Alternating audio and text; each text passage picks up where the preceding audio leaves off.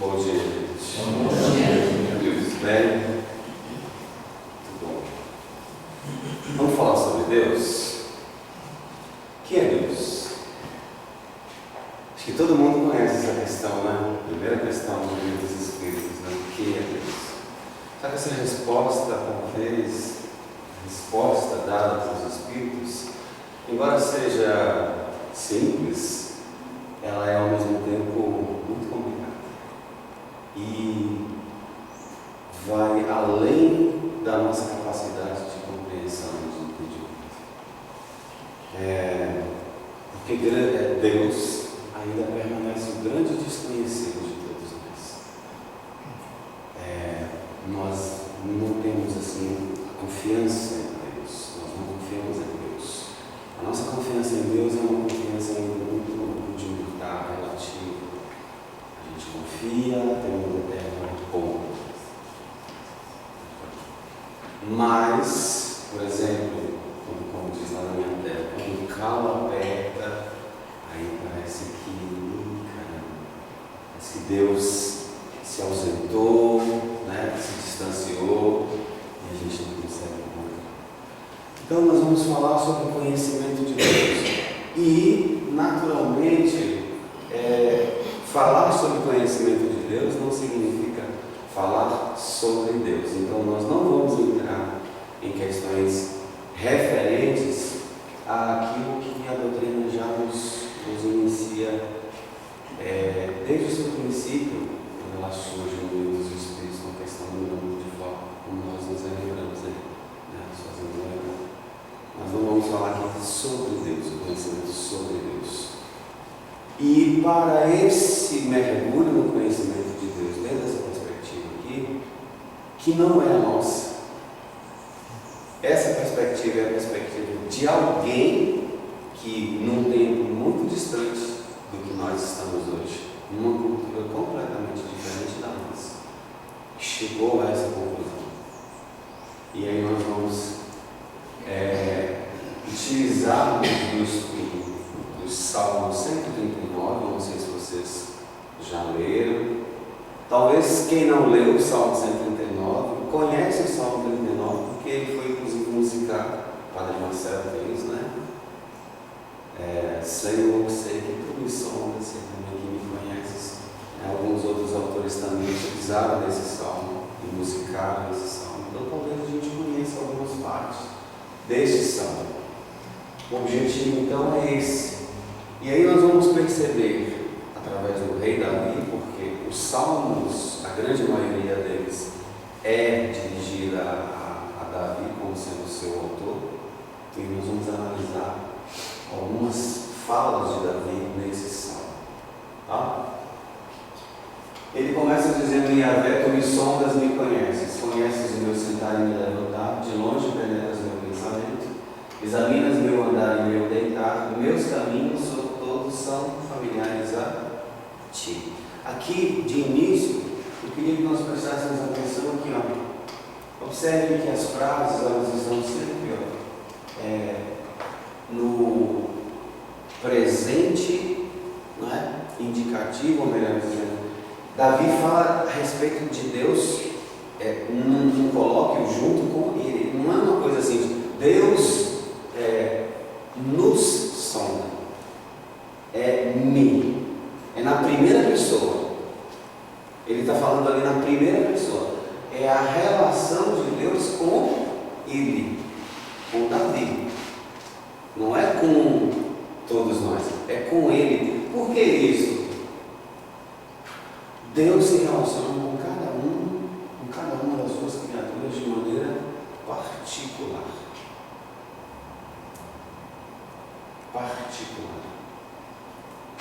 Então você imagina assim, um ser que te sonda, que te conhece. Conhecimento tem a ver com intimidade, vida de relação. Então Deus tem uma vida de relação com cada um de nós. Já pensaram nisso? Que Deus tem uma vida de relação conosco e, naturalmente, nós também temos uma vida de relação com Ele. Porque se Ele nos sonda, nos conhece, se Ele conhece o meu, não é o nosso, é o meu sentar e levantar, de longe penetras no meu pensamento, aquilo que está em oculto, aquilo que é somente no meu mundo íntimo, tudo aquilo que acontece no meu mundo íntimo, a forma como eu olho para as pessoas, a sinceridade com que eu expresso meus sentimentos, as minhas opiniões, a maneira como eu lido com situações e circunstâncias. Pensaram sobre isso? Não é uma coisa muito profunda isso? Por que isso? Por que isso é importante? Porque é importante refletirmos sobre isso. Porque veja, quando nós nos colocamos, por exemplo, em prece para com Deus, é como se a gente, você não se esquece de tudo isso, não deixa de lado tudo isso. As mágoas, os ressentimentos que possam existir em razão de alguém, né? Naquele momento, né? Você fala com Deus, geralmente a gente fala com Deus no sentido de, ou expressando uma necessidade, porque quando nós nos dirigimos a Ele, pouquíssimas vezes são as vezes que nós dirigimos para agradecer pelo dia, pela vida, pela família que temos, pelo emprego, pelas condições, não é assim? Mas, na grande maioria, a gente pede, a gente se dirige a Deus para solicitar algo, reclamar de alguma coisa, não é assim? Questioná-lo, colocá-lo frente a frente ali, não concordar. Então são essas posições que nós no relacionamento com Deus. E aí continua dizendo, a palavra ainda não me chegou à língua e tu, Yahvé, era a forma como eles chamavam a Deus, já a conheces inteira, mostrando que Deus perscruta, né, o nosso íntimo, o nosso interior. A gente vai ver muito isso também nas palavras de Jesus, porque Jesus, ele vai exaltar exatamente a nossa relação com Deus. Se nós lembrarmos, por exemplo, das bem-aventuranças, nós vamos perceber que ali Jesus fala, bem-aventurados os puros de coração, porque eles verão a Deus. Ou seja, essa relação com o Criador, que começa, a gente vai ver mais na frente, Davi vai falar exatamente sobre isso, que começa ainda na nossa plena ignorância acerca mesmo de nós mesmos. No momento em que nós ainda não temos sequer consciência do ser que somos, mas que ainda assim Deus nos assiste. Tu me envolves por trás e pela frente, sobre mim coloca a tua mão. Não, quem aqui nunca questionou a respeito? Será que Deus existe mesmo? Será que Deus existe? Nunca passou isso pela sua cabeça? Será que realmente Deus existe? Será que Ele realmente age? Porque, materializados como nós somos, não é? Nós nos aferramos muito mais em imagens. É por isso que a história da adoração, ela vai começar, por exemplo, com a adoração de imagens. O homem sempre foi atrelado a isso, né? Adoração de imagens, relevos, né? Começa desde a idolatria inicial, né? A adoração dos deuses da fauna, da flora, a zoolatria, a adoração, né, dos animais. Então a gente sempre teve essa necessidade da figura, né, da coisa palpável. Mas Deus não é nada disso, não é? Porque a percepção de Deus para conosco acontece exatamente no íntimo da criatura humana. Deus fala diretamente ao seu coração. É por isso que essa descrição que Davi faz do Salmo 139 mostra exatamente essa relação de intimidade. E curiosamente, na cultura hebraica, por exemplo, quando se fala de conhecimento, a palavra conhecimento revela não no sentido de saber sobre, mas revela uma vida de relação. Quando o homem dizia que conhecia a sua esposa, ele estava falando dessa vida. Eu conheço porque eu convivo, eu sei, né, o que ela gosta, eu sei quais são os seus sentimentos, eu sei a forma como ela se manifesta. Eu demonstro esse conhecimento. Davi usa também dessa analogia, mas em relação a Deus. Deus me conhece. Então isso aqui é extremamente profundo e mexe com a nossa relação com Ele. Mexe profundamente com a nossa relação, com a maneira como nós nos relacionamos com Ele. Porque eu estou me relacionando com um ser que me conhece em profundidade. Na história do relacionamento com Deus também, o que a gente vai ver? Nós, seres pequenos, nos relacionando com Deus, né? E fazendo exigências, trocas, permutas, até hoje. Se eu fizer tal coisa, o Senhor me dá tal coisa. Se eu deixar de fazer tal coisa, o Senhor me dá tal coisa. Como se Deus, né, é lógico, né, a gente faz isso por ignorar a ação desse ser na nossa vida. Mas a partir do momento que ou pelo menos a partir de hoje, né, quando nós refletimos em relação a isso, eu preciso mudar a minha relação com Deus. Eu preciso entender com quem eu estou me relacionando. Deus não é mais um estranho na minha vida. E a doutrina espírita, ela contribui muito para isso. Porque, observe, o Davi, nesses primeiros versos aqui, ele está falando daquilo que na doutrina espírita a gente vai aprender sobre o nome de atributos de Deus. Isso está na questão número 13 do Livro dos Espíritos, e esse estudo se estende na Gênesis, no capítulo 2 do livro Gênesis, intitulado Deus. Então, um dos atributos de Deus que Davi fala aqui, que eu creio que você já deve ter percebido, que é a onisciência. Deus tem onisciência de todas as coisas. Tu me sonda, me conheces, sabe do meu andar e do meu levantar, conheces a palavra ainda que ela me chegue à boca, escutas os meus pensamentos. Ou seja, essa capacidade de cuidar de cada uma das suas criaturas. Quem gosta do Evangelho deve lembrar-se aí de uma fala de Jesus. Jesus diz assim: nenhum fio cai de uma cabeça, nenhuma folha cai de uma árvore sem que Deus permita, mostrando exatamente esse cuidado que Deus tem para as suas criaturas.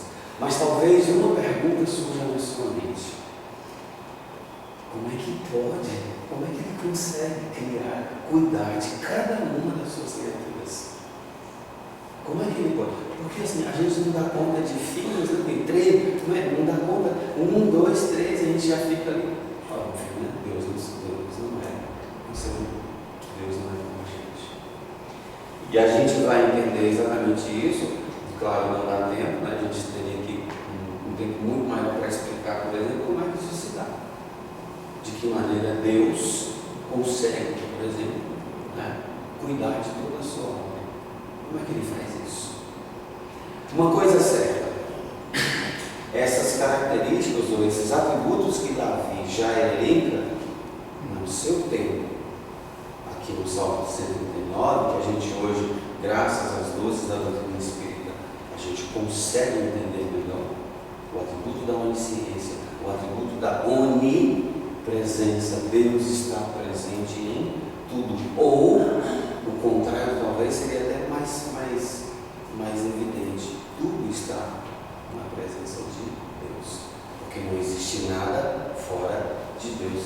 E aí ele continua dizendo: olha, tu me envolves por trás e pela frente, sobre mim coloca a tua mão, é um saber maravilhoso e me ultrapassa, é alto demais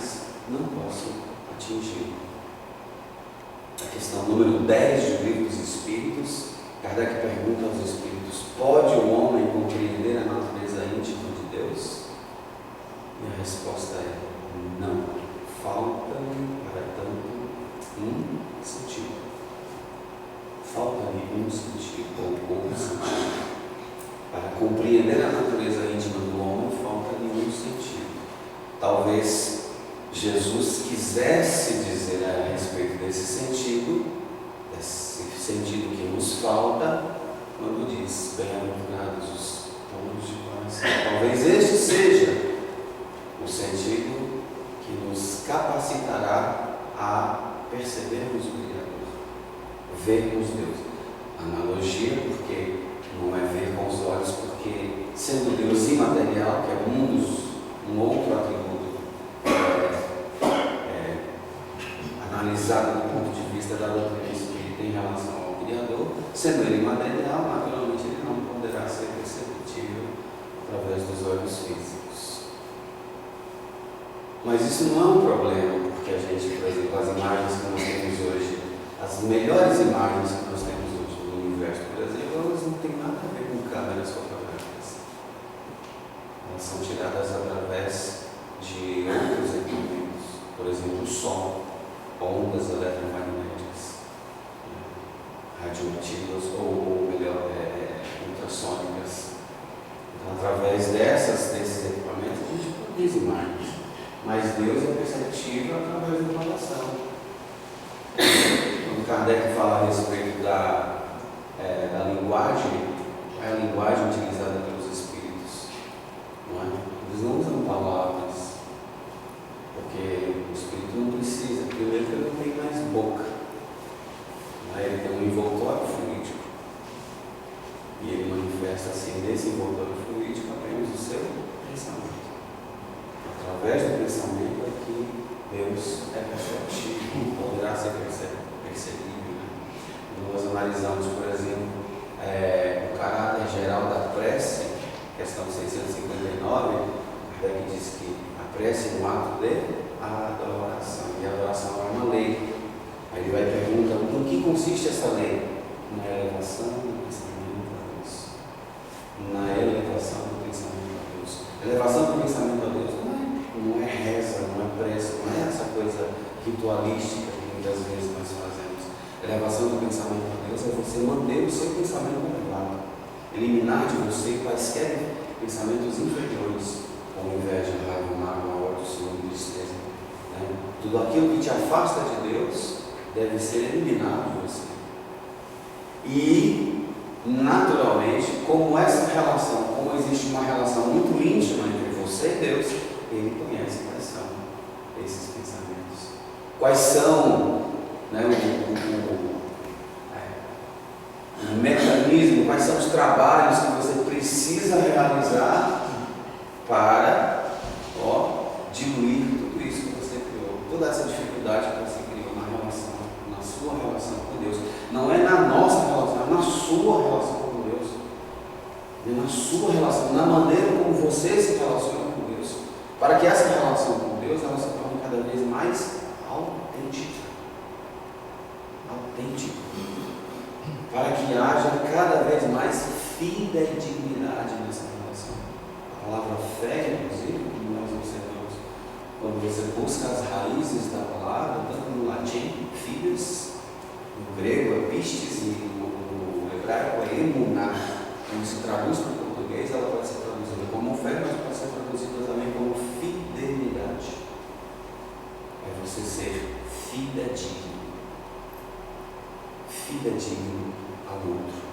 E na sua relação com Deus, Deus é o outro. A maneira como você se relaciona com Ele. E veja, quais são os dois maiores mandamentos que a gente já ouviu em várias vezes. Amar a Deus sobre todas as coisas e ao próximo como a si mesmo. Então eu vou perceber que na minha relação com Deus, a maneira como eu me relaciono com Ele não pode ser diferente da maneira como eu me relaciono com o meu semelhante. Como é que você se relaciona com o seu semelhante? Com autenticidade, com amor, com cuidado, com carinho, ou com raiva, com mágoa, com ódio, com ciúme, cobiça, ambição. Se existe isso ainda em mim, a minha relação com Deus, todos esses sentimentos inferiores, eles soam como ruídos na comunicação. Sabe quando você está falando com alguém no telefone, fica aquele chiadozinho, você não entende direito o que a pessoa está falando, nem a pessoa entende direito o que você está falando? Pois é. Essas imperfeições, esses sentimentos inferiores, soam na nossa vida como ruídos na comunicação.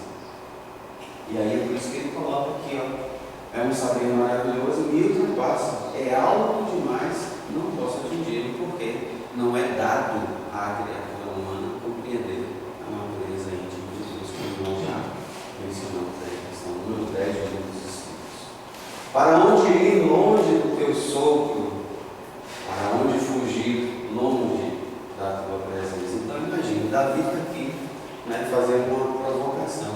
Ainda que eu quisesse fugir da presença de Deus, como é que eu poderia fazer? De que maneira eu poderia fugir da presença de Deus, sendo que não existe a possibilidade de nós fugirmos de Deus? Por quê?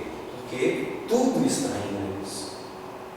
Quando os Espíritos falam a respeito do fluido cósmico, isso está no livro Gênesis, eles vão dizer que o fluido cósmico é a materialização do pensamento de Deus. A materialização do pensamento de Deus. Nós já percebemos, por exemplo, que todas as leis da natureza. Me ajuda aí. 55. Nós já percebemos que as leis da natureza, elas não são puramente mecânicas. Tem que ter uma consciência por trás dela. O movimento dos astros, tudo que diz respeito à natureza, se não tivesse uma consciência inteligente por trás dela, não teria razão, de tudo que surgiu, de tudo que existe, por exemplo, ter sido obra de um acaso estúpido.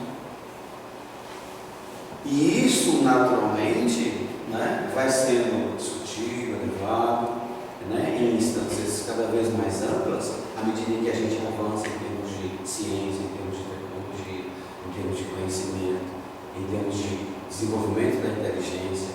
Você vai chegando a novas possibilidades e veja tudo isso, todo esse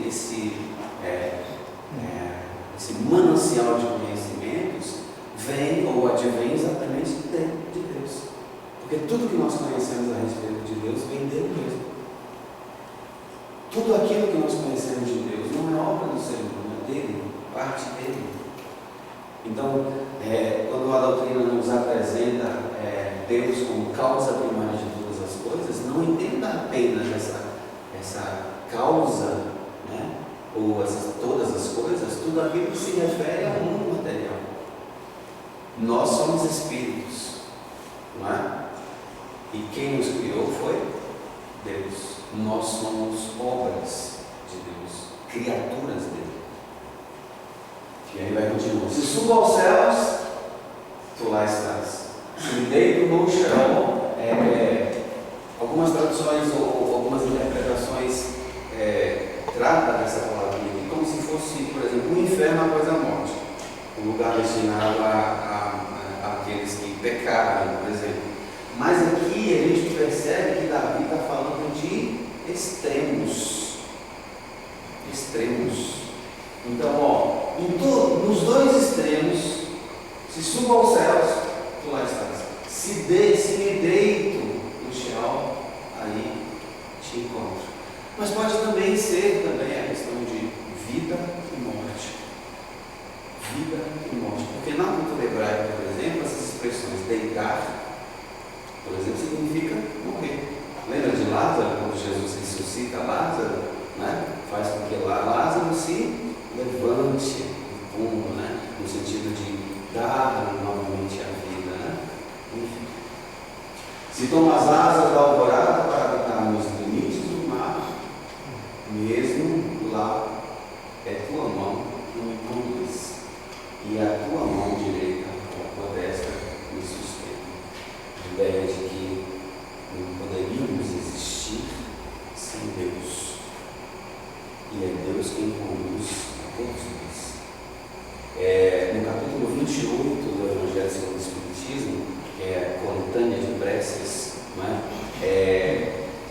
Essas preces, elas vêm prefaciadas. Então, o prefácio de cada uma delas é uma explicação assim, fantástica a respeito, né, daquilo que, por exemplo, se quer pedir. Né, e algumas coisas relacionadas, por exemplo, a essa relação com Deus. E, por exemplo, no que diz respeito à ação dos espíritos superiores na nossa vida, Kardec diz assim, que eles apenas, por exemplo, no sentido, quando nós sofremos uma influência espiritual, por exemplo, o que eles fazem? Eles anulam a influência espiritual. Vamos imaginar um espírito esteja me obsediando, me influenciando a fazer tal coisa, a tomar uma determinada postura equivocada. O espírito, o anjo guardião, vem e bloqueia, ele anula essa ação do espírito sobre mim, mas ele não interfere na minha vontade, na minha capacidade de escolha. E ele deixa a capacidade de escolha, sabe por quê? Porque eles sabem que a consciência é um guia seguro. A consciência é um guia seguro. É nela que está escrita a lei de Deus. A lei de Deus é a única e verdadeira para a nossa felicidade. Eles não precisam, eles não dão sugestões. Eles não dizem assim, olha, eu acho que você deveria seguir por tal caminho. Eles não fazem isso, por quê? Porque eles sabem que a consciência é um guia seguro. É por isso que você nunca verá o Espírito Superior afrontar a vontade de alguém. Você nunca vai ver um Jesus, por exemplo, dizendo assim, olha, você está errado, você tem que seguir por aqui. Ele apenas, ele oferece. Ele oferece. É por isso que ele é apresentado, inclusive, na questão 625, como o tipo mais perfeito que Deus tem nos oferecido como modelo de guia. É uma oferta de Deus. Você quer? Ele nunca vai afrontar a sua vontade, o seu querer. Vai deixar nas suas mãos. Se como as asas do alvorada, se eu dissesse ao menos a treva me cubra e a noite seja um cinto ao meu redor. Quando você está vivendo uma situação de dor e sofrimento, você não fica se questionando a existência de Deus? Deus me abandonou. Deus me abandonou. Deus não existe. Se Ele existisse, Ele não permitiria que eu passasse por esse sofrimento, por essa dor. Uma mãe que chora a perda de um ente querido. Alguém que está passando por alguma dificuldade, uma doença terminal, seja lá o que for. E aí Davi vai dizer assim, olha, se eu dissesse ao menos a treva me cubra e a noite seja um cinto ao meu redor, mesmo a treva não é treva para ti, mesmo a treva não é treva para Deus. Tanto a noite como o dia iluminam. Em outras palavras, Jesus diria assim, no mundo tereis provações, mas ânimo. Ânimo por quê? Porque as provações, sejam elas provas ou expiações, elas têm uma finalidade. E essa finalidade, ela é boa. Ela é boa. Conduzir-nos a um estado de felicidade cada vez maior. Conduzir-nos a estarmos cada vez mais próximos de Deus. Então, olha só, ainda que eu estivesse vivendo uma situação de treva, de dor, de sofrimento, ainda assim, essa treva, aquilo que eu enxergo como dor, como sofrimento, como angústia, como ausência de Deus, não é. É fruto apenas de uma ilusão que eu vivo. É como uma criança que o pai leva ao posto para vacinar e ela fala assim, pai, não faz isso, pai, vai doer, como é que você faz isso comigo? Mas o pai, que sabe que a vacina é uma coisa boa, né? E ainda que o filho chore, ainda que o filho esperneie, ele gema, ele grite, ele leva. Por quê? É bom. Aí depois, quando você cresce, você agradece, né? Não, você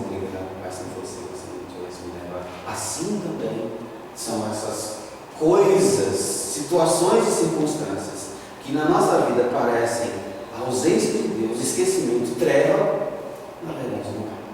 Que é o que Davi está querendo mostrar mais aqui. Mesmo a treva é uma treva para ti. Tanto a noite como o dia iluminam. Tanto a noite como o dia iluminam. Sim, pois tu formaste os meus rins, tu me teceste no seio materno. A ideia de Deus Criador. A ideia de Deus Criador. Causa primária de todas as coisas. Quem estabeleceu o meio de progresso dos espíritos não fomos nós. Deus não nos consultou. Os espíritos dizem a Kardec assim: Deus não consultou os homens para formular as suas leis. Por quê? Ele não é perfeito? Se ele é perfeito, tudo que ele faz é perfeito. O meio de progresso não pode ser diferente. É perfeito. Então tudo que ocorre na sua vida também é a manifestação desse perfeito. Sabe o que é? Tudo é perfeito na natureza. Não tem. Cite para mim uma criatura que não se tornará espiritual. Dentro dessa perspectiva, dentro dessa compreensão de que todos são criados, simples e ignorante, todos tendem à perfeição. Jesus disse assim: nenhuma das ovelhas que o Pai me confiou se desgarrará do rebanho. Aí aquele vizinho que você não gosta, aquela pessoa que você sente mal, fala: isso aí não merece nada. Não, peraí. Aí depois você vê que não, nenhuma que Jesus, nenhuma das ovelhas que o Pai me confiou se desgarrará do rebanho. Ou então quando você fala assim: sois deuses, podeis fazer tudo que eu faço, até muito mais do que eu já fiz. Não, essa frase não é referente a todos, não. É só aqueles, né, que seguem. Não todos. Não existe exceção na obra de Deus, porque ela é perfeita. Ainda aqueles que se desvirtuaram do caminho, diga-se de passagem, todos não mais, ainda assim, esses atingirão a perfeição. Deixa eu ver. Não se toma. Foi ele que nos formou. Deixa eu ver. E eu te celebro, portanto, prodígio, em maravilha, com tuas maravilhas. A gente se maravilha por Deus, diante de tantas coisas, né? Um filho que nasce, um nascimento de um bebê. Olha só que interessante, quando Davi fala isso aqui, sim, pois tu formaste os meus rins, tu me teceste no seio materno. Davi não teve acesso a 10% das informações que nós temos hoje. Você pega um vídeo no YouTube hoje, você assiste assim, a vida intrauterina, nossa, é fantástico. É impressionante o processo de gestação, não é assim? Mas Davi não teve acesso a nada disso e ele já se maravilhava com essa, né, com o fato de que Deus tenha criado tudo isso, Deus tenha estabelecido, né, exatamente assim. Hoje nós temos muito mais recursos para nos maravilharmos, muito mais do que Davi. Enchermos, né, de esperança, nossa, que coisa mais linda. Não é, gente? Olha para o seu corpo, está tudo funcionando bonitinho aí. Suas células, as células do seu... Você nunca vai ver, por exemplo, a célula que constitui o seu coração entrar em greve ou dizer assim: não quero ser mais célula do coração, agora eu quero ser do rins. Não existe isso, é tudo perfeito. Todo o mecanismo, né, humano, do próprio corpo é uma coisa assim, extraordinária, perfeita, criada por Deus, estabelecida por Deus. Né? E aí tem um concurso do Espírito que vai modelando, né? Enfim, né? Deixa eu ver se eu consigo. E eu disse exatamente: conhecias até o fundo do meu ser, meus ossos não te foram escondidos quando eu era feito em segredo, tecido na terra há mais profundo. Vocês conseguem imaginar? Você vai imaginando, por exemplo, todas essas citações de Davi e alguém, não sei, que conhece tudo isso em profundidade, acompanha tudo isso, não acompanha da humanidade, ele não está de fora, sabe? Vendo o que acontece, ele está intimamente ligado a você, intimamente, ele sabe de tudo. Quando você sair daqui, ou antes de você sair daqui, nesse momento ele está sabendo de tudo que você está pensando aí agora. Se o seu pensamento, por exemplo, está vagando, esse cara aí, não gostei dessa palestra. Aí você está lá pensando em outras coisas, sabe? Tudo isso, todas essas coisas. E se nós observarmos, então, Jesus chama-nos a atenção justamente para o campo do sentimento, dos pensamentos. Enquanto a lei mosaica, por exemplo, ela punia quando a coisa se concretizava, né? Lembra de uma frase que Jesus fala assim: ouviste o que foi dito aos antigos, não matarás.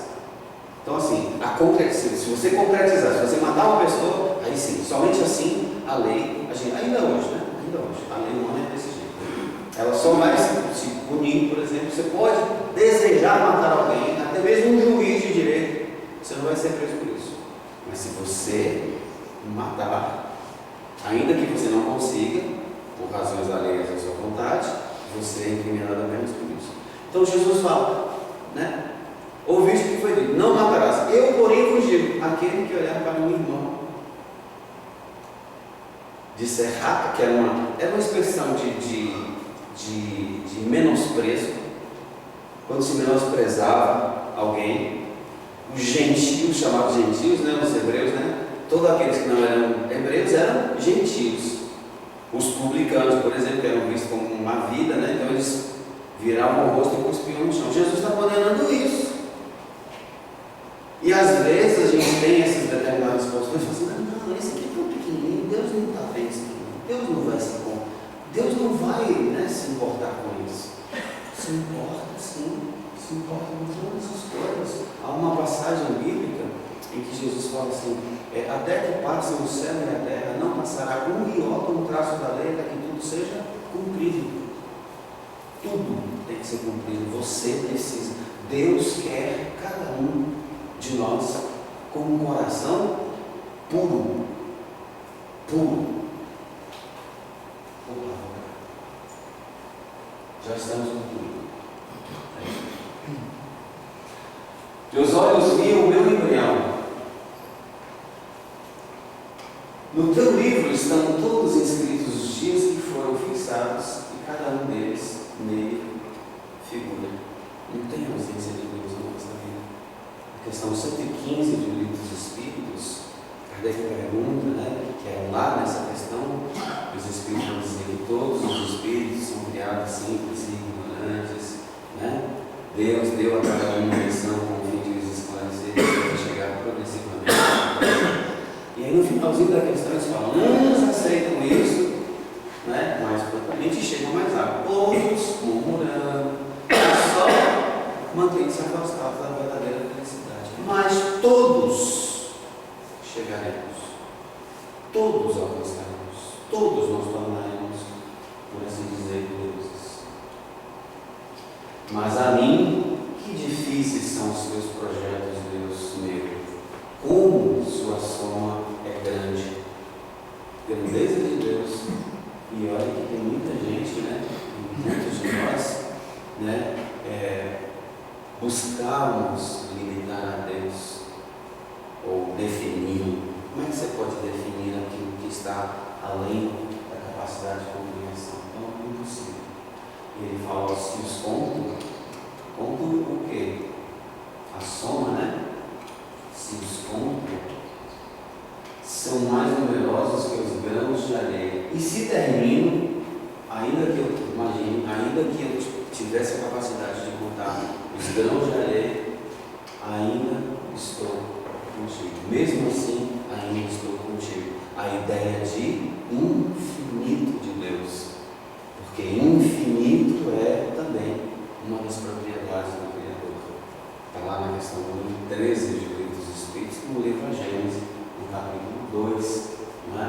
Deus é infinito, todas as suas perfeições também são infinitas. E aqui Davi fala exatamente sobre isso, usando uma linguagem poética, que os salmos em poesia, mas falando exatamente disso. Ah, Deus, se matasse o ímpio, homens sanguinários, afastai-vos de mim. Eles falam de ti com ironia, menosprezando os teus projetos. Davi é humano. Davi é um ser humano. E aqui, o que ele está falando? Parece que o Salmo tomou uma outra vertente, né? Porque estava tudo bonito, né? Falando de Deus, da grandeza de Deus, dos atributos de Deus. De repente ele fala, né? Vai lembrar aqui dos inimigos, né? Que eram, entre aspas, contrários à sua ideia de pensar, etc. Aí ele vai perguntar: não odiaria os que te odeiam, minha vida? Não detestaria os que te revelam, os que se revelam contra ti? Eu os odeio com ódio implacável. Eu os tenho como meus inimigos. Mas aí ele vai falar aqui, em razão disso aqui, ele diz o quê? Sonda-me, ó Deus, e conhece o meu coração. Sonda-me, ó Deus, e conhece o meu coração. Prova-me e conhece minhas preocupações. Por quê? Porque a ideia de que, olha, enquanto eu me mantiver nutrindo-me de ódio, raiva, mágoa, inveja, melindre, tudo aquilo que faz com que eu, por exemplo, me sinta diferente do outro, preconceitos, discriminação, tudo isso que, por exemplo, faz com que eu, o simples fato de eu ter um cargo, uma posição social, um título, e achar que por ter essas coisas eu sou melhor do que o outro, e isso mostra a minha inferioridade. E aqui ele vai mais longe. Ódio, lembrar que quando o Davi fala de ódio, a gente precisa lembrar assim, que no hebraico não tem uma palavra para dizer assim, amar menos. Só tem os extremos, ou eu amo ou eu odeio. Tá? Tanto que isso é uma coisa bem questionável. Até que aborda isso lá no Evangelho segundo o Espiritismo. Tá? Se não me falha a memória, no capítulo 2, quando ele vai falar sobre ponto de vista. Tá? E ele vai continuar: sonda-me, ó Deus, e conhece o meu coração. Prova-me. Aí agora, o que ele está dizendo? Olha, diante de tudo isso, eu estou pedindo a Deus, eu estou dizendo assim: olha, é do meu querer que tu sonde o meu coração. Sonde o meu coração, conhece o meu coração, prova-me. Provar é o quê? Olha, eu quero provar a sua sinceridade, eu quero provar a sua honestidade. Não é isso? A gente sabe que quando você vai se desenvolvendo, o que te aproxima de Deus são as virtudes que você desenvolve: honestidade, amorosidade, paciência, tolerância, resignação, indulgência. São virtudes. Essas virtudes é que nos aproximam de Deus. Quanto mais virtuoso é o homem, mais próximo de Deus ele é. Leia-se o capítulo 17 do Evangelho, né? O homem de bem. O homem de bem é um título, inclusive, bastante conhecido, mas que vai falar sobre isso. Os caracteres necessários ao homem que deseja isso que Davi está colocando aqui. Conhece as minhas preocupações. E aí ele termina dizendo: vê se não ando por um caminho fatal e conduz-me por um caminho eterno.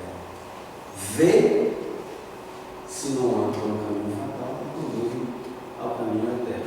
E na cultura hebraica, a ideia de eterno, o mundo vindouro, que eles chamavam de Olam Rabá, até a Era Nova, né?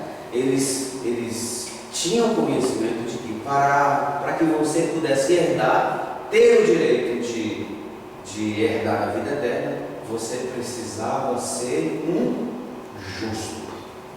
Um homem justo. E o que é um homem justo?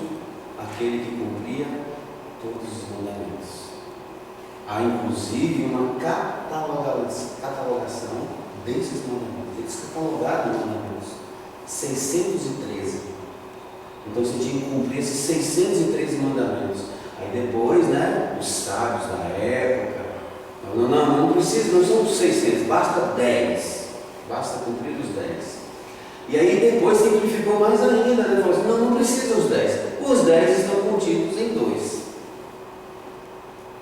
Amar a Deus acima de todas as coisas, de todo o teu coração, de todo o teu coração, de toda a tua alma, com todas as tuas forças, e ao próximo como a si mesmo.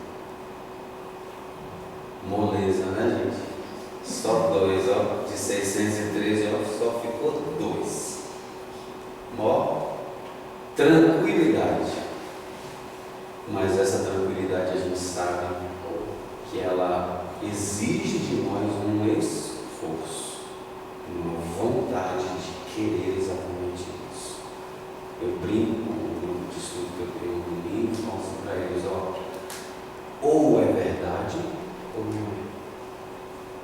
Se é verdade tudo isso, vamos fazer valer a pena isso na nossa vida. Aplicando isso na nossa vida. E acredite, juntinho de você, Deus está. Porque é aí exatamente no seu coração que Ele fala. Mas como nós sabemos que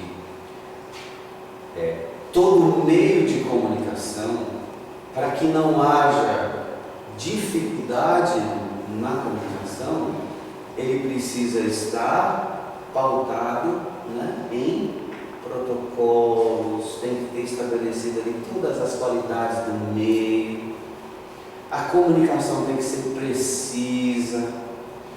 Por isso que Jesus, inclusive, fala-nos a respeito da prece, da maneira de orar. Entra para o teu quarto, fecha a porta e em secreto ora ao teu Pai que está no céu. Veja, o que Davi nos falou aqui? De coisas que se passam no secreto do seu íntimo, do seu coração. E Deus, como sendo outro, com pleno conhecimento de tudo aquilo que acontece no coração do homem. E a partir disso nós vamos perceber a necessidade de nós mantermos um relacionamento com Deus com mais autenticidade. Não mais com essa ilusão de que a gente pode ludibriar a Deus, enganar, mentir para Ele. Não se pode fazer isso, nem mesmo conosco, porque a consciência nos acusa, da mesma forma que a consciência nos absolve diante das acusações exteriores. A minha vida íntima, a minha vida de relação, a minha vida íntima, melhor dizendo, repercute ou repercutirá na minha vida de relação. A maneira como eu me relaciono comigo é a maneira como eu me relaciono com o outro, é a maneira como eu me relaciono com Deus. Se eu passo a observar melhor essas coisas, eu passo a entender o que Davi quis expressar no Salmo 139. É o que eu desejo para mim